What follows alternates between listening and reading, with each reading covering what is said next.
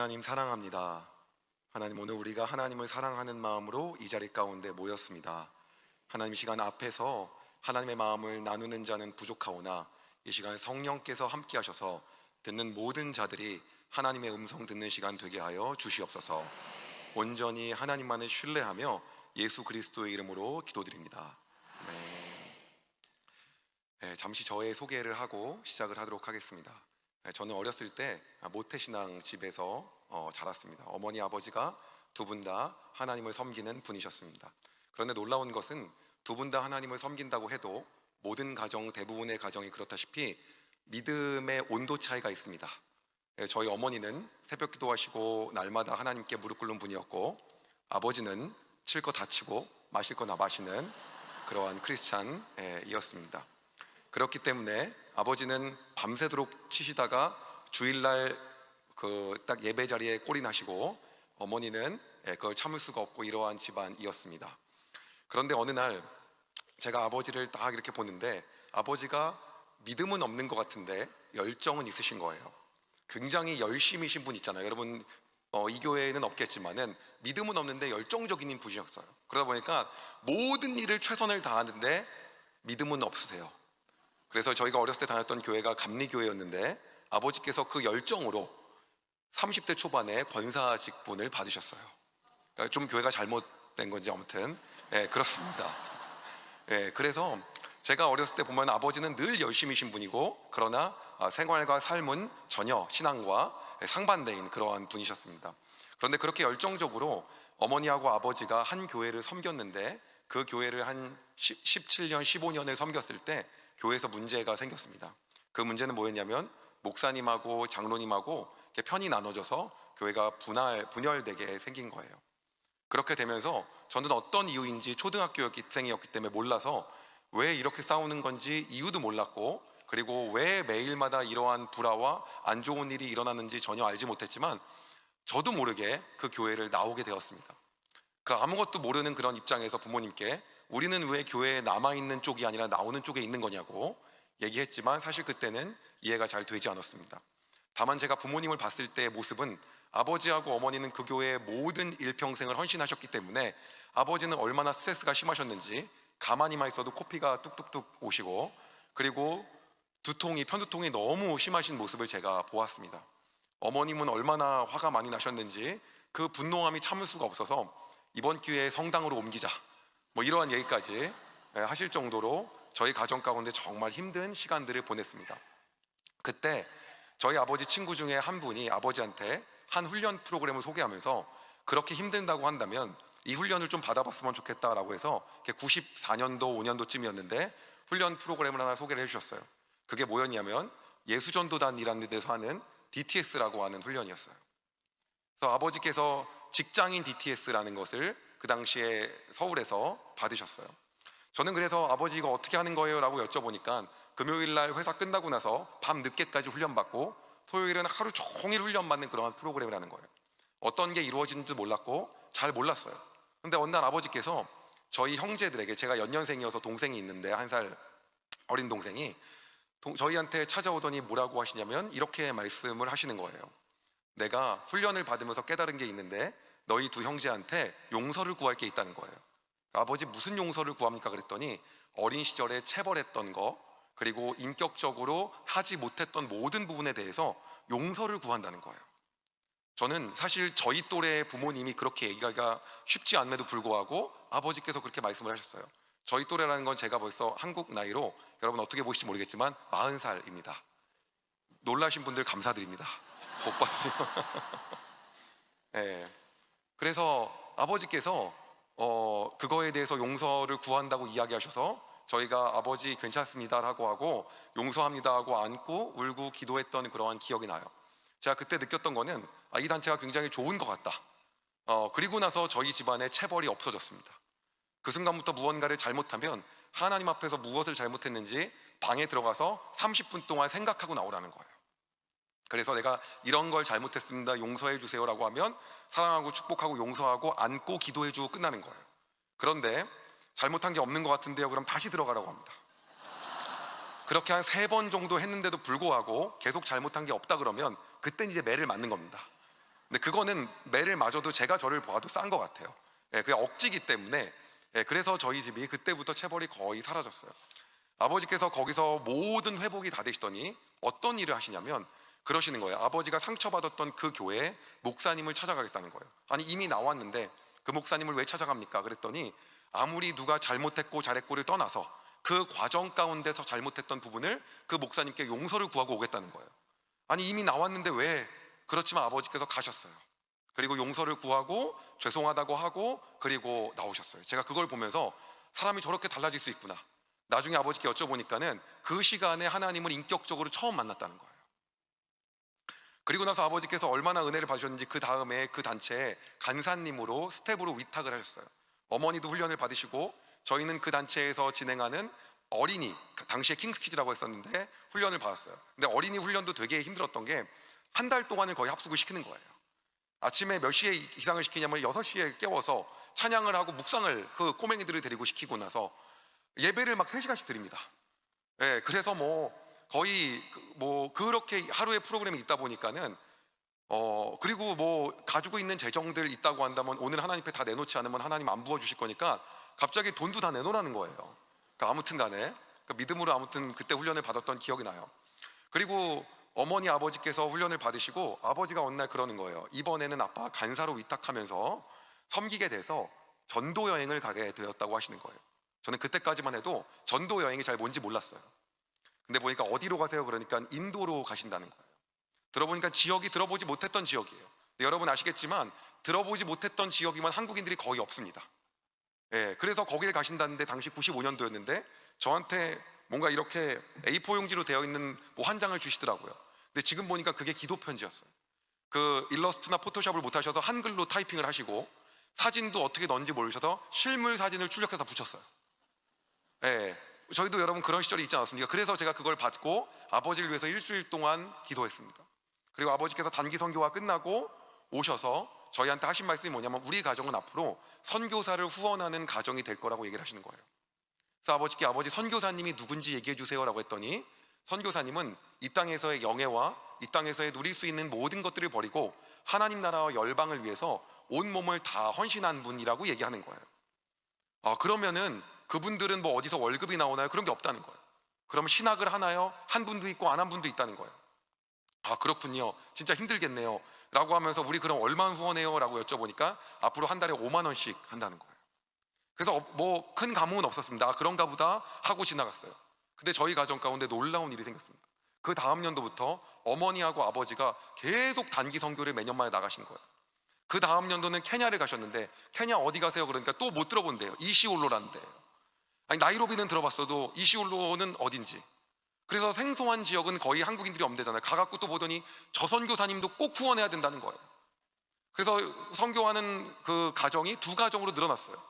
더 놀라운 일은 어머니 아버지가 그때부터 1년에 단기 선교를 막 3번씩 4번씩 나가시는 거예요.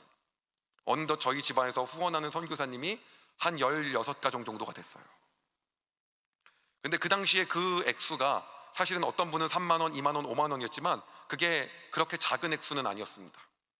그럼에도 불구하고 아버지께서 그 일을 기쁘게 하시는 거예요. 어느 날 아버지께서 무언가를 읽으세요. 아버지 그게 뭐예요? 라고 제가 여쭤보니까 이게 선교 편지라는 거예요. 선교 편지는 뭔가요? 그랬더니 선교사님이 선교지에서 있었던 일들과 기도 제목을 적어서 주는 거라는 거예요. 그래서 아버지 저도 좀 주세요. 그래서 같이 읽었어요. 그랬더니 저희 집안에 갑자기 이상한 문화가 생겼는데 가정 예배를 저희 집은 한 달에 한 번 드렸거든요. 근데 한 달에 한 번 가정 예배를 드렸는데 첫 순서는 똑같습니다. 뭐 찬양하고 아버지 말씀하시고 그다음 주기도문하고 마치는 그러한 시간이었는데 가정 예배 2부 순서가 생긴 거예요. 2부 순서가 뭐냐면 선교 편지를 읽는 시간이에요. 그런데 여러분 하나님께서 사람을 사용하실 때는요 기질대로 사용하십니다. 베드로는 베드로답게 그리고 사도 요한은 요한답게 사용하시는 거지 기질에 맞게끔 하나님이 인격적인 분을 사용하시는데 저희 집안의 기질은 어떤 기질이었냐면 나대는 기질이었어요.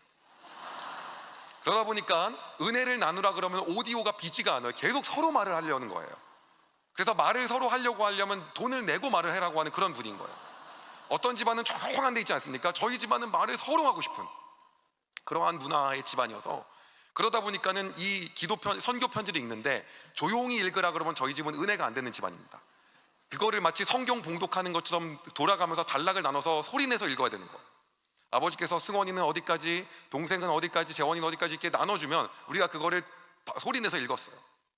읽고 나서 어떻게 했냐면요, 거기서 나눈 은혜를 나누고 그런 다음에 이 선교 편지에 저희가 손을 댔습니다. 대고 선교사님을 위해서 통성으로 기도하고 마지막 한 명이 대표 기도를 했는데, 대표 기도도 안 시키면 서운한 집안이에요. 왜 나를 시켜야 되는데 안 시키냐? 왜 기질 자체가 서로 대표 기도, 그러니까 밥을 먹을 때도 저희 집은 각자 기도하고 먹었던 적이 드물어요. 대부분을 대표 기도를 시키는데 나를 시켜야 된다는 그런 주의였기 때문에 그 하나님께서 그런 또 집안은 그렇게 쓰시는 것 같아요. 그래서 저희가 그렇게 선교사님을 위해 기도하는 시간을 갖는데, 아무리 16가정을 후원한다고 해도 선교 편지가 매달 오진 않습니다. 어떤 선교사님은 1년에 한 번, 어떤 선교사님은 6개월에 한 번, 어떤 분은 매달. 그렇기 때문에 그 달에 읽는 선교 편지가 한 3개, 4개 정도였어요. 근데 어머니 아버지가 계속해서 후원을 하시더니 후원하는 선교사님이 한 20가정이 된 거예요. 그러다 보니까는 이제 2부 순서로 선교 편지를 읽을 수가 없게 됐어요.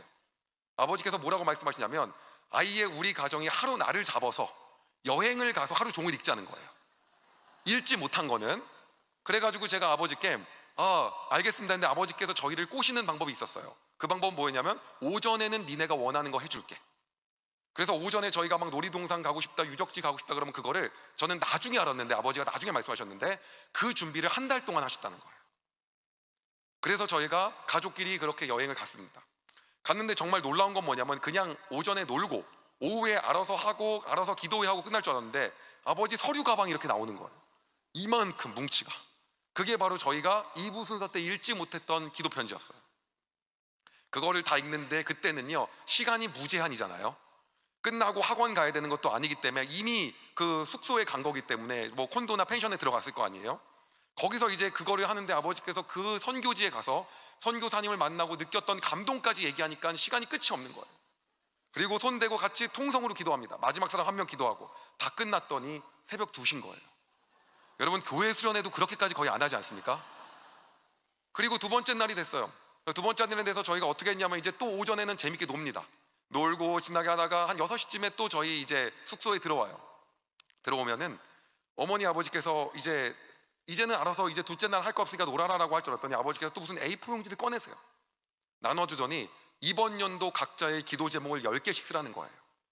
그리고 앞으로 3년 후의 나의 모습, 5년 후의 나의 모습, 10년 후의 나의 모습, 내 궁극적인 비전까지 다 적고 오라는 거예요. 무슨 자기개발 강사예요. 그래서 저희가 따로 나눠줘 갖고 그거를 썼습니다. 쓰고 모여요. 모이면 알아서 기도회가 아니라 그거를 한 명씩 나누는 시간을 갖는데 서로 자기 차례만 오길 기다리는 거예요. 왜냐면 말하는 거 좋아하는 집안이니까. 그럼 이제 거기서 나의 기도 제목은 뭐다 막 쓰면은 그게 어차피 돈 드는 게 아니기 때문에 막 씁니다. 그러니까 어떻게 썼냐면, 10년 후에 나는 아버지는 선교사님 20명을 후원하지만 나는 매달 2천만 원씩 후원하겠다 막 이렇게 쓰는 거예요. 근데 하나님 여러분 그런 거 쓰는 거 보시는 분이십니다. 네, 그래서 이제 거기다가 이제 그거를 막 쓰고 서로 발표를 합니다. 그러면 집안의 문화가 나대는 문화니까 그런 걸 발표하면, 야 그건 너무 과하지 않냐가 아니라 할 수 있다고, 된다고 막 이런 문화인 거예요. 그러니까 사실 저희 집안이 순복음이랑 딱 어울려요.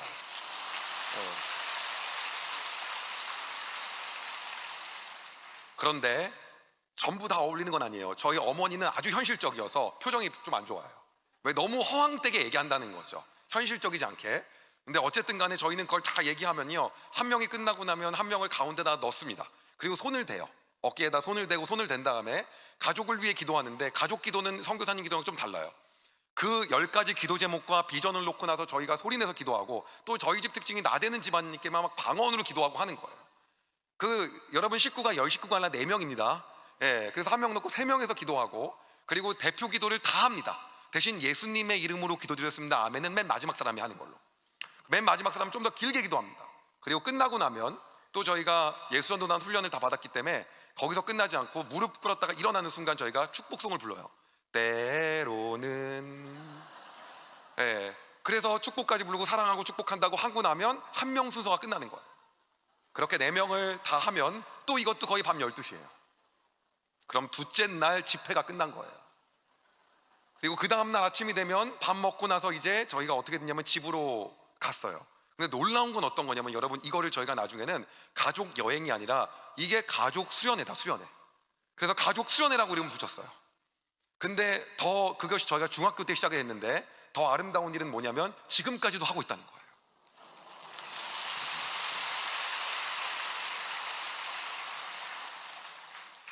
어느 날 집에 가보니까는 오늘은 저희가 선교 편지에서만 읽던 선교사님이 오신다는 거예요.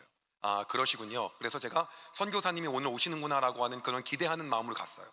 갔더니 저희 집에 한 30명이 앉아 있는 거예요. 그래서 누가 선교사님이시고 봤더니 같이 앉아 있는 분들은 누구냐면 이 선교사님을 후원하는 분들이 다 온 거예요. 그럼 그분들은 교회에 오셔야지 왜 우리 집에 오시나 했더니 이분이 제대로 된 파송이나 교단이나 이런 게 없기 때문에 아버지께서 이분은 꼭 후원해야 된다고 다 얘기를 하고 다니신 거예요. 그래서 아버지께서 후원하라고 하신 그 분들이 다 온 거예요. 그 정도 열정이었으면 방문 판매를 하던가 뭐 했으면은 예. 근데 그렇게 모여갖고 선교사님 보고, 저는 그 선교 보고를 그렇게 다 가정에서 하는 줄 알았어요. 하고 나면 선교사님이 다 막 이제 기도해 줍니다. 그러고 나면 가셔야 되잖아요. 밤 11시 반이 됐는데 안 가시는 거예요. 주무시고 가신다는 거예요. 한 3박 4일을 주무시세요. 아침에 저희랑 식사 같이 하고, 놀라운 거는 저희 어머니가 정말 검소하시고 명품 하나 안 쓰시는 분인데 선교사님 오시면은 쇼핑을 시켜드리는 거예요. 그리고 가실 때는 US 달러로 30불, 50불, 100불씩 드리는 거예요. 각자의 형편에 맞게끔. 그런데 여러분, 이런 일이 우리의 평생에서 우리 집안에 한 번 있어도 어마어마한 일인데 그 이후로부터 저희 집에서 1년에 3-4번씩 있었어요. 그러면 오늘 선교사님 오신다 그러면 동생하고 저하고는 침대 방을 빼야 되는 거예요. 근데 남자 둘이다 보니까 여러분, 방에 냄새가 얼마나 심하겠습니까? 막 안 씻고 자니까 막 벽도 시커매지거든요. 선교사님 오신다고 도배도 다시 해요. 막. 네, 페브리집 뿌리고 막. 그래서 우리가 항상 준비를 했어요. 어느 날 집에를 들어갔더니 아버지께서 세계지도를 거실에 가득 차게 붙여놓으신 거예요. 그리고 세계지도, 여러분, 세계지도는 공항이나 교회에 있어야 어울리지 집에 놓으면 안 예쁩니다. 근데 그 자리에다 선교 편지를 각각 나라에 맞게 붙여놨어요. 저희가 지나다니다가 항상 그걸 읽는데 어느 날 아버지 어머니가 오시더니 네가 지금 읽고 있는 이 선교사님은 한국에 아무것도 없고 은퇴하시면 갈 데가 없는 분이기 때문에 혹시 어머니 아버지가 죽으면 네가 이분을 부모님처럼 모셔야 된다는 거예요. 근데 이분만이 아니라 뭐 여러분, 이분 저분 막 얘기하세요. 어머니 아버지가 죽으면 반포에 집이 있다 그러면 아름답지 않습니까? 근데 그게 아니라 선교사님을 모시라는 거예요. 내가 네 어머니 알겠습니다. 그리고 나서 이 마음이 들었어요. 언젠간 내가 후원하겠구나 라는 생각이 들었어요. 그런데 그게 거부 반응이 없었던 이유가, 우리가 이렇잖아요. 그래야 주님이라는데 내가 힘들어도 참자, 이런 분인데 어머니 아버지는 그 일을 하는데 즐기시는 거예요. 선교사님이 오면 즐기고 대접하는 걸 너무 행복하게 하시니까 저는 저렇게 살면 행복한 줄 알았어요. 그래갖고 그게 다 보면서 너무 행복하게 보이는 거예요. 그런데 여러분, 아버지가 사업을 하셨는데 사업이 항상 잘 되지가 않거든요. 가족 수련회를 계속 가다 보니까 어느 날 아버지 사업이 이제 정체가 되시고 내려가기 시작하는 거예요. 어머니께서 뭐라고 하냐면, 우리가 언제까지 선교사님 후원을 계속할 수는 없지 않냐, 특히 더 늘려가는 건 좀 이제 아니지 않냐, 우리도 우리의 상황에 맞게끔 줄일 사람은 줄이고 뺄 사람은 빼고 잘 다듬어서 이분만 하는 걸로 딱 정해놓고 나서 가자. 굉장히 현실적인 얘기를 하셨어요. 저희가 뭐라고 했냐면, 아버지께서 니네들이 어떤 분 후원하자 그러면 너네도 의결권을 준다고 하셨어요. 돈은 하나도 안 내지만. 그래서 저희가 그 시간을 위해서 같이 기도하는 시간 가졌어요. 어머니 말씀이 맞은지. 근데 기도하는데 제 안에 성령께서 그게 아니라고 하는 거예요. 선교사님 후원하는 거는 절대 줄이는 게 아니란 마음을 주는 거예요. 그래서 하나님 음성을 서로 나누는 시간을 가졌는데 제 말이 틀릴 수도 있지만 하나님 아니라고 하십니다. 동생도 비슷하게 얘기하는 거예요. 아버지도 줄일 생각은 없는 거죠. 그러니까 다들 대책이 없는 상황인 거예요. 그리고 어머니의 순서가 오셨어요. 그러니까 어머니가 뭐라고 하냐면, 제가 줄이는 건 아니라고 하니까 네가 돈을 내냐 뭘 하냐, 이게 맞는 얘기죠. 돈이라도 내면서 뭐 하자라고 하면 되는데 아무것도 안 내고 말만 하기 때문에. 그래서 저희가 가족끼리 결정을 했습니다. 한 해 더 한다고 해서 우리 가족 망하지 않으니까 내년도 가족 수련회 때 결정을 합시다 라고 하고 나서 이걸 갖다가 미뤘어요. 그리고 한 2년이 지났는데 동생하고 저하고 대학교에 들어갔는데, 뭐 그렇게까지 좋은 대학교는 아니었는데 저희들이 과외를 하게 된 거예요. 근데 과외를 왜 하겠나 보더니 저희가 말하는 걸 워낙 좋아하다 보니까 가르치는 것도 잘 가르치더라고요. 그래서 하게 됐는데 과외를 한 2 친구 정도 했더니 한 달에 한 60만 원 정도를 동생도 그렇고 저도 그렇고 번 거예요. 근데 저희가 돈이 딱 들어왔는데 이걸 어떻게 해야 될까? 처음에 돈이 재정이 들어왔을 때가 우리가 크리스찬은 그렇게 기도해야 되잖아요. 기도하는데 하나님 저에게 주신 마음은 뭐냐면, 아버지 선교사님 후원하는 거 도와주라는 거예요. 동생하고 같이 얘기를 했어요. 넌 어떻게 생각하냐? 동생이 좋대요. 맞는 것 같대요. 아버지 찾아갔어요. 아버지 선교사님 후원하는 걸 이제 저희가 돕고 싶습니다. 그래서 우리가 선교사님 후원하는 걸 줄이는 게 아니라 적어도 이분만큼은 계속 하는 게 맞는 것 같습니다. 근데 아버지가 너는 누구누구를 하고 싶냐 해서 저희 집에서 자주 주무셨던 분, 친했던 분을 저희가 후원하겠다 그래서 하겠다고 얘기를 했어요. 근데 제 마음에는 어떤 마음이 있었냐면 이런 마음이 있었어요. 근데 아버지, 선교사님이 한국에 오셨을 때 저희가 돈은 다 내는데, 재정은 부담하는데 아버지한테만 고맙다고 하면 기분이 아주 안 좋을 것 같습니다. 그러니까 아버지가 정확하게 우리가 후원하는 걸로 바뀌었다고 얘기하셔야 됩니다. 근데 그렇게 했던 이유가 뭐였냐면 저희 집이 재정 교육을 되게 강하게 했습니다. 빌려주는 거, 파는 거, 주는 거, 사는 거를 명확하게 했어요. 제가 너무 차가 필요했을 텐데 저희 아버지가 중고차를 하셨는데, 저는 차를 사는 순간 차 가격이 떨어지는 감가가 있기 때문에 비싼 차 못 사니까 200만 원짜리 차 사겠습니다 그랬더니 그 99년식 카렌스 17만 킬로 탄 거를 저한테 남겨서 파시는 분이세요. 그러니까는 이게 저희 집이 재정교육이, 거기다가 이제 용돈기 입장을 제가 6년 내서 용돈기 입장이 맞지 않으면 용돈을 안 주세요. 나중에 이런 재정교육한 거 봤더니 유태인보다 더 심해요. 그러다 보니까 저도 이제 후원을 하다 보니까 아버지한테 정확하게 얘기를 한 거예요. 이거 이렇게 해야 되지 않냐. 아버지가 너무 맞는 얘기다. 그래서 선교사님한테 전화해서 이제부터는 우리 아들이 하는 거라고 딱 얘기했어요. 그래서 그거를 아버지 후원을 도와드린 게 아니라 이제부터 이 선교사님은 네가 후원해라 라고 해서 대한민국 거의 최초로 선교사 분양이 일어났어요. 가정 내에서. 그래서 저희가 이 선교사님은 저희가 후원하겠습니다 하고 받았어요. 근데 놀라운 일은 어떤 일이냐면요, 계속해서 과외하는 학생이 늘어나는 거예요. 늘어날 때마다 아버지한테 찾아가서 이제 우리가 이분도 더 하겠습니다, 이분도 더 하겠습니다 라고 했더니 아버지가 얼마나 신이 나셨냐면, 그럼 그 인원 갖고 유지하면서 저희가 맡아야 되는데 새로운 분을 또 발굴하시는 거예요. 어느덧 후원하는 선교사님이 거의 한 40가정 가까이가 된 거예요. 여러분, 저희 소형 교회가 아닙니다. 가정입니다. 예. 그래서 그렇게 후원을 하게 된 거예요. 그런데 참 놀라운 일이 어떤 거냐면, 갑자기 제가 그 당시에 이제 제 안에서 이제 꿈이 뭐였냐면 학원 강사였는데, 학원 강사의 꿈이 잘 안 풀리는 거예요. 오늘 시간이 없어갖고 이 얘기는 길게 할 수 없지만은, 왜 안 풀리냐면 이유가 뭐냐면 학력이 안 좋아서예요. 학력이 안 좋으니까 경력이 안 쌓여요. 경력이 안 쌓이니까 갈 데가 없는 거예요. 그것 때문에 앞에 갈 수 있는 것들이 없는 거예요. 엄청나게 노력을 했어요. 얼마나 노력했냐면, 강의를 잘하기 위해서 기도했더니 하나님이 주신 마음이 뭐냐면 강의를 잘하는 사람 강의를 보라는 거예요. 그래서 나중에 제가 강의를 잘하는 사람 강의를 내가 몇 시간을 봤나를 50분짜리 강의를 하나, 두 개, 세 보니까 1만 시간이 넘게 봤더라고요. 예, 아무리 그럼에도 불구하고 그렇게 노력해도 길이 열리지가 않는 거예요. 그래서 능력이 안 돼서 학원을 조그맣게 차리게 됐어요. 그게 뭐냐면 취업이 안 돼서 차린 거예요, 그게. 근데 그렇게 해서 이게 시작을 하게 됐는데, 안산에 동산고등학교라고 당시 되게 좋은 고등학교가 있었거든요. 거기 앞에서 이걸 시작을 했는데 첫 해에 수강생이 270명이 온 거예요.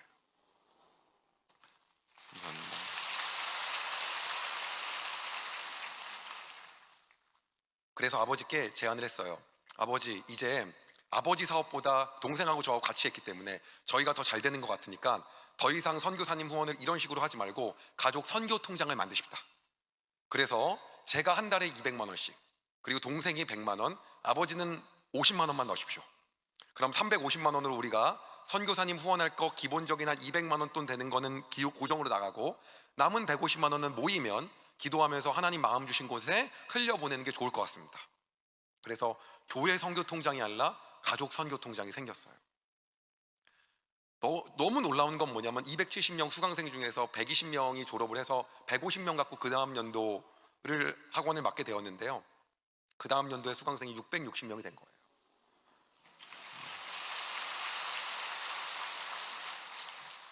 660명이 됐는데 놀라운 건 뭐냐면, 제 주머니에 재정이 하나도 없는 이유가 뭐냐면, 저는 이걸 직영학원으로 해야지 가지고 있는 가치관과 신념을 그대로 가지고 있다. 그래서 직영학원을 하니까 어떤 문제가 생기냐면, 버는 돈을 다 투자해야 되는 거예요. 다 재투자를. 그러다 보니까는 뭐 재정은 없었지만은 그럼에도 불구하고 그렇게 시작을 하게 되었어요. 그리고 수강생이 졸업하고 한 330명 정도가 남았는데, 그 다음에 저희가 또 직영학원을 내고 해서 그 수능 직전에 수강생을 다 세하려 보니까 한 1,400명 정도가 되더라고요.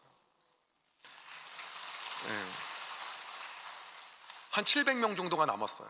근데 이 수강생들은 한 달에 한 30만 원 가까이 수강료를 내고 다니는 학생들이었는데, 그 다음에 6월 달에 몇 명 정도가 된지 저희가 집계를 해보니까 한 3,000명 정도 되는 거예요. 네. 제 마음 안에 딱 든 생각이 있었어요. 이거는 내 실력으로 한 게 아니다 라는 마음이 딱 들었어요. 왜냐하면 내가 아무리 노력했더라도요, 이거는 내 능력 밖이라는 게 제 안에 그때 오는 거예요.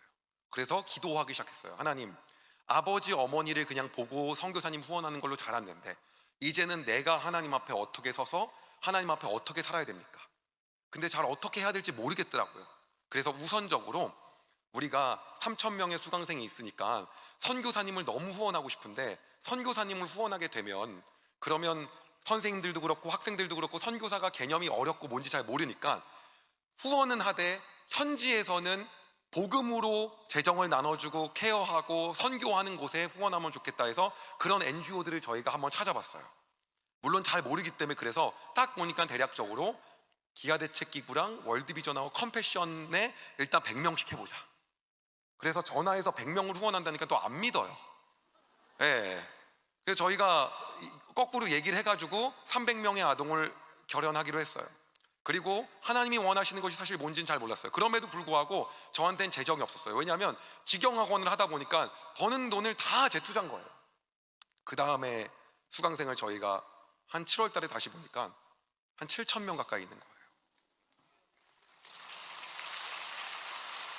제가 확실하게 느낀 거는 딱 한 가지였어요. 뭐였냐면 이거는 내가 하는 게 절대 아니다. 그렇기 때문에 하나님이 기뻐하시기 위해서 내가 어떻게 해야 될까?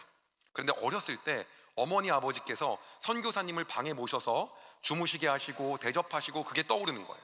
내가 어렸을 때 나는 그 10년 후 20년 후의 모습에다가 잘 되게 되면 게스트하우스를 내가 하나 건물을 짓겠다라고 마음을 먹었는데 그걸 해야겠다는 생각이 드는 거예요. 그래서 그 해가 처음으로 이제 수익이 남아서 제가 드디어 돈을 가져갈 수 있는 그 해, 그 남은 돈을 다 모았더니 10몇 억이 되더라고요. 그래서 그거를 게스트하우스를 지려고 했더니 딱 보니까 짓게 되면 회사 주식이 100%가 거의 다 제 거기 때문에 지어봤자 그 건물이 제 건 거예요. 제 마음 안에 양심 가운데 성령께서 그거를 아니라는 마음을 주시는 거예요. 그래서 어떻게 했냐면 국가 소유의 선교 법인을 만들고 거기에 기부를 다 했어요. 그리고 그 재정을 가지고 어디에다가 선교사님을 위한 숙소를 만들까라고 하다가 선교사님을 제가 어렸을 때부터 보니까 물 좋고 산 좋은 데를 별로 안 좋아하시더라고요. 그 네온 사인 번쩍번쩍한 데 좋아하시는 거예요. 그리고 여러분 혹시 게스트하우스 할 거면 서울역 근처에 나셔야 돼요. 예. 그래서 보니까는, 그리고 교통이 좋아야 되더라고요. 여기저기 다니시니까. 그래서 그러니까 역세권을 보는데 저는 부동산이 없었으니까 역세권이 비싼지도 몰랐어요. 그래서 찾다가 어디냐면 수원역 근처에 화서역이라고 있거든요. 거기서 한 7분 정도 걸어가는 거리에다가 게스트하우스를 저희가 지어서 한 10가정 정도를 선교사님 모시게 되었어요. 그래서 10가정, 그래서 코로나 기간 동안에 저희가 이 선교사님을 모시면서 얼마를 받을까 하다가 하나님 저한테 네 돈으로 다 하라는 거예요. 그래서 하나님 네 알겠습니다 그러고 그렇게 결정하고 게스트하우스를 졌어요. 지금까지 100가정 가까이 저희가 선교사님을 무료로 거기서 쉬게 해드렸습니다.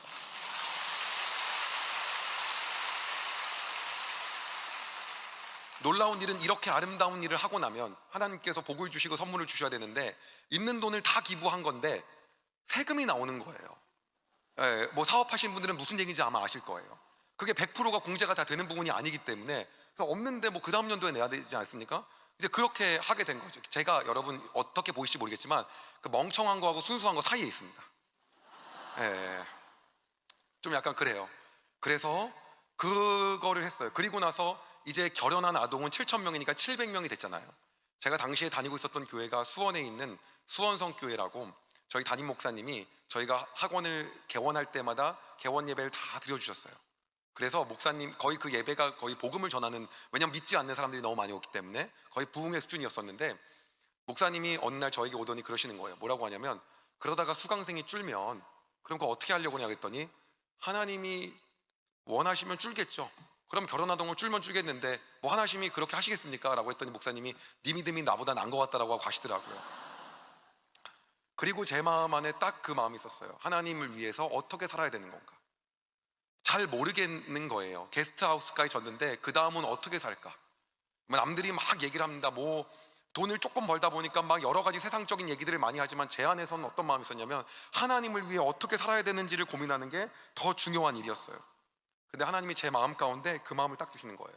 너 네 학생들한테 전도 왜 안 하냐? 하나님, 전도는 너무 위험합니다. 그리고 요새 전도를 그렇게 함부로 하면 교회에서, 아니 회사에서 사장이 직원한테도 얘기하기 힘든 걸, 그거를 쉽지 않을 것 같습니다. 근데 그 마음을 계속 주시는 거예요. 그리고 나서 제가 한번 돌이켜 봤어요. 만약에 그렇게 해서 이 회사가 망하면 어떻게 될까? 그랬더니 이 회사를 처음 시작할 때 아버지께서 도와주신 돈이 500만 원이 다더라고요. 그렇기 때문에 어차피 망해도 500만 원 잃는 거예요. 다시 생각해 보니까 이 땅에 태어난 것 자체가 이미 덤으로 사는 목숨이더라고요. 그거를 깨닫게 되고, 하나님 그럼 어떻게 복음 전할까요? 라고 기도했어요. 기도한 나중에 하나님이 너 좋아하는 애들만 부르라는 거예요. 그래서 믿음으로 삼성동에 있는 코엑스 오디토리움을 대관했어요. 거기 SM타운 있는데 얘기하는 겁니다. 한 1000명이 넘게 들어가요. 그리고 수능이 끝난 다음에 전도한다 그러면 안 오니까 토크 콘서트를 한다 그랬어요. 토크 콘서트 한다고 왔는데 쫙 왔어요. 저희가 대략 보니까 크리스찬이 비중이 5%도 안 돼요. 진짜 아마 여리고를 돌 때 이런 느낌이 아니었을까 생각해요. 그리고 나서 처음 딱 그 타임에 제가 성공적인 대학생활을 하는 방법에 대한 강연을 했습니다. 그리고 둘째 타임에 효과적으로 재정관리를 잘하는 방법, 그 다음에 인생의 꿈을 이루는 방법, 그리고 제가 우리 직원들한테 얘기했어요. 불을 다 끄고 나한테 핀 조명만 남기고 음악을 깔아달라. 그럼 뭐 하실 건데요? 그 얘기를 안 했어요. 그럼 내가 알아서 하겠다. 그리고 그 순서가 드디어 왔어요. 근데 입이 안 띄는 거예요. 뭐라고 말해야 될지 모르겠는 거예요. 그렇게 넌 크리스찬이 거의 한 1000명 가까이가 앉아있는데 어떻게 말해야 될지 모르는 거예요. 하나님 용기를 주십시오. 그리고 나서 담대하게 이야기하기 시작했어요. 여러분, 최선을 다해서 공부했는데도 원하는 수능 점수조차도 안 나오지 않습니까? 최선을 다해서 공부했는데도 원하는 대학도 잘 가기 힘들지 않습니까? 앞으로 세상을 살다 보면요, 아무리 열심히 노력해도 여러분의 인생에 안 되는 부분들이 계속해서 나올 겁니다. 그런데 그때를 계속 실패로 여긴다고 한다면 삶을 살아가는 것이 계속 힘들 것이고 실패자의 인생이라고 생각할 거예요. 여러분, 저도요 계속 인생에서 안 되는 부분이 너무 많았습니다. 근데 그럴 때마다 저에게는 너가 그게 안 된 것이 아니다, 내가 너에게 더 좋은 길을 인도하고 있다, 좋은 길을 예비하고 있다 라고 얘기하신 분이 있었습니다. 여러분, 그분이 누구냐면요, 오늘 여러분들한테 소개할 분인데 바로 예수님입니다.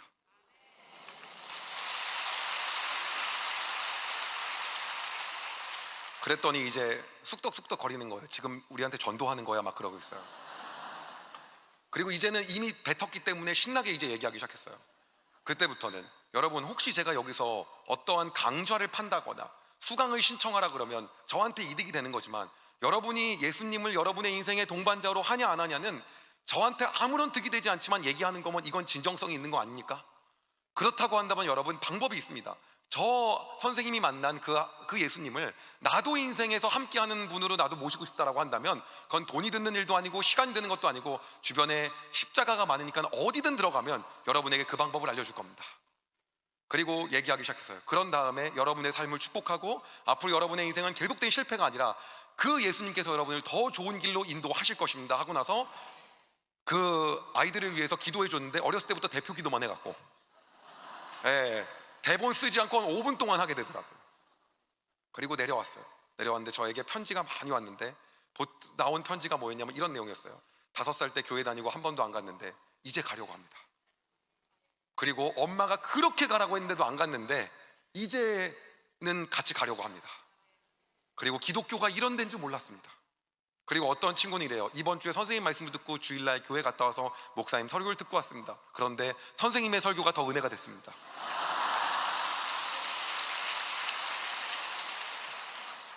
저는 설교를 한 적이 없었거든요. 그래서 어떻게 하나님 앞에 살아가야 되는지를 하나씩 배워가기 시작했어요. 하나님이 우리의 삶 가운데 영향력을 주셨다면 그걸 그냥 우리가 잘 먹고 잘 살라는 거에 그치는 분이 절대 아니라는 걸 알았어요. 그렇기 때문에 계속해서 하나님 어떻게 살아야 됩니까? 기도했을 때마다 하나님 내 안에 움켜쥐고 있는 거를 하나씩 깨트리고 내려놓게 하셨어요. 그게 절대 전도할 수 없는 상황에 전도하게 하셨고, 그리고 처음에 본 재정을 다 드리게 하셨고, 그 시간들이 저에게 반복적으로 일어나기 시작했어요. 근데 그 다음에 제가 절대 놓지 못하는 부분이 있었어요. 그게 뭐냐면 시간이에요. 시간은 절대 포기를 못하는 거예요. 여러분, 제가 30분 단위로 시간을 쪼개서 살기 때문에 싸가지 없다는 얘기를 좀 많이 들었습니다. 왜냐면 시간을 너무 아까워하기 때문에 그 시간만큼은 어떻게 할 수가 없는 거예요. 근데 하나님이 저에게 주신 마음이 뭐냐면 너 아버지처럼 너도 선교지 다니라는 거예요. 상상도 할 수 없는 부분이었어요. 근데 또 그 음성에 순종하기로 결정했어요. 그리고 월드비전하고 컴패션하고 기아대책에 저 같이 가실 분 있나요? 했더니 기아대책의 그 유원식 회장님이 같이 함께 하자는 거예요. 그리고 첫 지역으로 캄보디아를 갔어요. 그 뒤로 뭐 네팔, 미얀마 한 8개 국가를 갔는데 저는 이러면 제가 가면 우리 회사가 망할 줄 알았는데 저희 임원들이 더 좋아한다는 걸 몰랐어요. 예, 그때 처음 알았습니다. 더 잘 되더라고요. 보니까 어떠한 지역을 갔는데 하나님을 전할 수 없는 지역인데 학교를 누군가가 지은 거예요. 그리고 그 학교에서 거기에 있는 선교사님이 몰래 복음을 전하는데 그 복음을 들은 현지인이 막 한동대도 가고, 그리고 다른 집은 집안 자체가 예수님께 인생을 드리기로 결정하고, 이런 일들이 일어나는 거예요. 그래서 제가 뭐라고 했냐면, 저런 일들이 정말로 일어날 수 있고 저런 분이 있다고 한다면 나도 학교를 평생에 하나 정도는 지어보고 싶습니다. 그랬더니 그분이 저한테 뭐라고 하냐면 하나 그 짓는 부분에 대해서 설명을 쫙 하는 거예요. 그래서 제가 얼마냐고 보니까 제대로 지으려면 한 5억 정도는 든다는 거예요. 아, 그렇군요. 그러면 기도해 주세요라고 했더니 저한테 뭐라고 하냐면, 당시 이제 회사 대표이사로 있었으니까, 대표님의 하나님은 마른 요단을 믿음으로 먼저 밟았을 때 여시는 분 아니냐. 그러니까는 100개 짓는다고 한번 해봐라. 근데 여러분, 우리가 그 크리스찬이 돈은 없어도 가오든 있지 않습니까? 예, 그런 데서 그 쫄면 안 됩니다. 그래갖고 제가 거기서 뭐라고 했냐면, 그리고 어차피 그게 안 돼도 하나님이 안 되시는 거지 제가 안 되는 거겠습니까? 그리고 제 교만함으로 했다고 하면 하나님이 알아서 안 하시겠고, 그러니까 그럴 때는 믿음으로 지른다고 저는 배웠습니다. 예, 그래서 그냥 100개를 하겠다고 했어요. 네. 그랬더니 그냥 하겠다고 끝나는 줄 알았더니 한국에 오니까 무슨 서명을 하라는 거예요. 뭐를 뭐 찍고 뭐 신문에도 나오고 하더라고요. 아버지가 그걸 아셨어요. 저한테 전화가 오셨어요. 너 그 교실 100개 하기로 한 거냐는 거예요. 그 제가 아버지가 교실이 아니라 학교입니다. 하나에 5억, 최소 3억이라 그러니까 300억에서 500억이 필요한데요, 지금 돈이 그거의 10분의 1도 택도 없습니다. 갑자기 저희 부자 간의 통화에 정적이 흘렀어요. 알겠다, 기도하겠다 그러고 끊었어요. 제가 이렇게 무언가를 믿음으로 지를 때마다 저희 교회의 담임 목사님이, 야, 그거 과한 거 아니냐, 좀 이런 분이셨기 때문에 저하고 잠깐 만나자는 거예요. 그래갖고 제가 담임 목사님실에 들어갔어요. 근데 그 당시에 저희 교회가 어떤 시간이었냐면, 교회의 모든 공동회에서 중축을 반대해서 지역 주민을 위한 봉사관과 마을 주민을 위한 어떠한 센터를 짓고 있는 그러한 시간이었어요. 저희 목사님이 저한테 오시더니 축복을 하시는 거예요. 내가 우리 현 집사님을 보니까 하나님이 100억은 벌게 하실 것 같다. 저는 이제 그런 축복을 하면은 막 이렇게 움츠러드는 게 아니라 나대는 스타일이니까 감사합니다 이러잖아요. 네, 아멘 뭐 이러고. 그런데 목사님이 그런 의미에서 이번에 봉사관도 짓고 왔는데 교회에 11조를 먼저 해보면 어떻겠냐는 거예요. 먼저 10억을 먼저 한번 해보라는 거예요. 그 제가 성경을 그래도 많이 읽어봤는데 먼저 하는 11조를 본 적이 없어요. 11조는 소산에 하는 거지 먼저 드리는 걸 들은 적도 없고 본 적도 없는 거예요. 그래서 목사님께 그랬어요. 제가 하나님께 기도하고 그런 다음에 말씀드리겠는데, 제가 이 교회에 저희 부모님도 다니시는데 덜컥 11조를 만약에 한다고 치더라도 어머니나 아버지가 상처를 받으면 이거는 하나님의 방법이 아닌 것 같기 때문에 저희 아내까지 가족회의를 하고 제가 기도하고 말씀드리겠습니다 라고 하고 목사님 담임 목사실을 나오는데, 하나님이 저에게 말씀하시는 거예요. 에스더서에 보면요, 하나님이 에스더를 준비하시고요, 모르드게가 얘기하잖아요. 너가 왕비가 된 건 이때를 위함이 아니냐고요. 근데 그 부분이 아니라 어떤 부분이 있냐면, 모르드게가 에스더한테 이런 말을 해요. 오늘 네가 아니더라도 여호와께서 다른 곳을 통하여 유다인을 살리신다는 거예요. 오늘 네가 아니어도 다른 곳을 통하여 유다인을 살리신다는 거예요. 그 얘기가, 그 말씀이 저한테 갑자기 성령께서 딱 말씀하게 하시더니, 듣게 하시더니 제 마음 안에 어떤 마음이 생기냐면, 이거 내가 헌금하지 않아도 하나님께서 채우시겠다, 내가 아니어도 하나님께서 이거 하시겠다라는 마음이 확 드는 거예요. 감동을 받고 그날 가족회의를 했어요. 얘기했더니 저희 와이프가, 당신이 하나님의 음성을 듣고 결정한 거라고 하면 나는 찬성합니다. 아버지도 그렇게 얘기를 하는 거예요. 어머니의 순서가 왔는데, 저희 어머니는 어떤 분이었냐면, 강당에서 저희 담임 목사님이 헌금 설교하면 표정 안 좋아지시는 분이에요. 매우. 그렇기 때문에 어머니가 난관이었어요. 어머니가 표정이 이미 안 좋으세요. 침대에 반쯤 누워 계시더니 딱 얘기하는 거예요. 그게 네 믿음이지 내 믿음이냐, 네가 알아서 해라 그러시더라고요. 알겠습니다. 그리고 딱 나왔어요. 그런데 제 안에 딱 드는 마음이 있었어요. 어떤 거냐면, 하나님께서 일을 말씀하실 때는 여러분, 하나님이 가난한 분이 아니시잖아요. 하나님이 돈이 없는 분이 아니시고요. 하나님 전능하신 분이잖아요. 근데 그 하나님이 말씀하셨다라고 한다면 하나님은 중심을 보시기 위해서지 돈이 필요하신 분이 아니거든요. 여러분, 하나님은 이삭이 필요하지 않았어요. 아브라함의 중심을 보시기 원했어요. 보리떡 5개가 필요하시지 않았고요, 그 마음을 보시길 원하셨던 거예요. 그렇기 때문에 하나님 말씀하시면 기본값이 즉시로 온전히 순종하는 거거든요. 그래서 까먹고 있었던 그날 밤에 10억을 계좌 이체를 했어요. 그리고 문자를 보냈어요. 목사님, 제가 이 교회에 처음 왔을 때는 통장에 500만 원 정도 있는 재수생이었는데 오늘 하나님께서 저에게 너무나도 큰 은혜를 주셔서 수백억 매출이 나오는 회사의 CEO가 됐습니다. 오늘 하나님을 사랑하는 마음으로 11조를 드렸습니다. 이 일을 통하여 놀랍게 역사하실 하나님을 기대합니다. 그리 아니하실지라도 지금까지 역사하신 것만으로도 감사합니다. 목사님의 사역을 위해 기도하겠습니다. 목사님 많이 우셨다는 거예요. 그리고 학교 짓겠다고 한 거에 대해서도 즉시 순종하는 게 낫겠더라고요. 그래서 바로 5억을 이체했어요. 그리고 하나님 앞에 어떻게 나가야 되는지 더 배우기 시작했어요. 하나님 분명히 불을 주시고 하나님 능력을 주셨다고 한다면 그걸 혼자 쓰게 함이 아니다. 그렇다면 내가 하나님 앞에 어떻게 발버둥 쳐야 될까? 회사를 운영하고 있었는데요, 아무리 좋은 사람을 영입하려고 해도 오질 않는 거예요. 주식을 준다 그래도 안 와요. 왜냐하면 회사가 가치가 없어 보이니까요. 그래서 저희가 어떻게 하기로 했냐면 그냥 명목상 투자를 일부만 받자. 5%나 10% 조금이라도 투자를 받아서 회사 가치가 이 정도다라는 걸 한번 해야지 사람들이 올 것 같다. 투자를 받으려고 했는데 어떤 데가 와서 저희한테 50% 주식을 사고 싶다는 거예요. 그렇게는 너무 큰 양이니까 못 판다. 자기네는 자금이 충분히 있다는 거예요. 나는 잘 모르겠다 했더니 현금이 1조가 넘게 있대요. 들어본 적도 없어요. 그게 뭔지 찾아보고 공부를 많이 해봤어요. 그래서 거기하고 딜을 하고 투자를 받기로 결정을 했는데 변호사들이 엄청 와서 막 회사를 탈탈 털고 막 시간이 가더라고요. 근데 이 기간이 원래 다른 사람들한테 물어보니까 한 2년인데 저희는 한 2, 3개월 만에 끝났어요. 나중에 보니까 이 사람들이 제 주식을 사는 거여서 그 돈이 제 통장으로 들어오더라고요. 세금이 나왔는데 320억인 거예요. 그리고 남은 돈을 봤더니 현금이 1,000억이 넘는 거예요. 이자만 가지고도 학교 100개를 짓고도 남는 거예요.